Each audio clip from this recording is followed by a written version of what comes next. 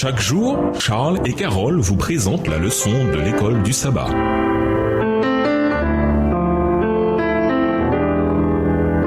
Bienvenue à votre émission. Dieu nous parle. Voilà la leçon de lundi, des alliances dans l'histoire. Après le déluge, Dieu commença à présent avec Noé et les gens qui suivirent. Avec eux également, il chercha une relation et au cœur de cette relation se trouvait l'idée d'alliance. La Bible identifie 7 alliances principales que Dieu conclut avec des personnes. Première alliance avec Adam, Genèse 1 à 3. Deuxième alliance avec Noé, les chapitres 6 à 9 du livre de Genèse. Troisième alliance avec Abraham, Genèse 12 et versets 1 à 3. Quatrième alliance avec Moïse et la nation israélite, alliance mosaïque ou sinaïtique, les chapitres 19 à 24 du livre d'Exode. Cinquième alliance avec Phinéas, dans Nombre 25, les versets 10 à 13. Sixième alliance avec David dans 2 Samuel 7, les versets 5 à 16. Et la septième alliance est la nouvelle alliance dans Jérémie 31, les versets 31 à 34. Lisons les textes suivants. Qu'entend-il par alliance perpétuelle? Genèse 9, verset 16, Genèse 17, verset 7, Ésaïe 5, verset 3 et Hébreux 13, verset 20.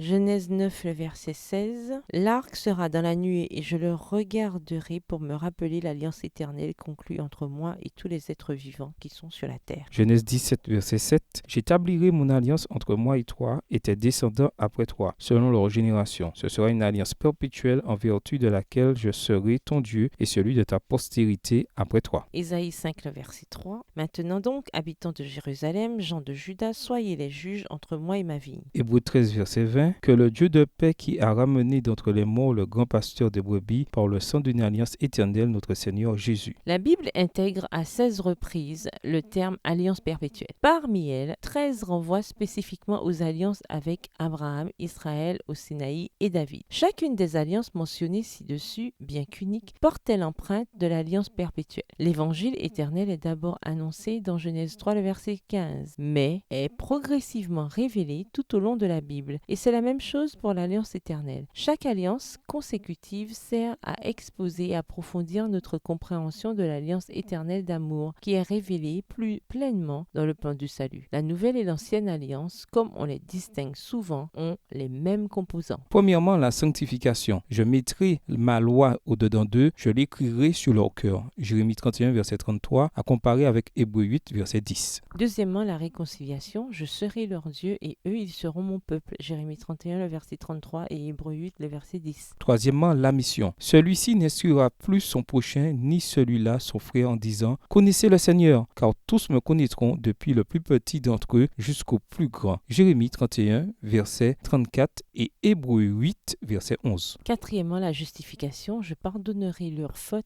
et je ne me souviendrai plus de leurs péchés. Jérémie 31, le verset 34 et Hébreux 8, le verset 12. Au revoir. Et à demain si Dieu veut. Dieu nous parle. Chaque jour, Charles et Carole vous présentent la leçon de l'école du sabbat.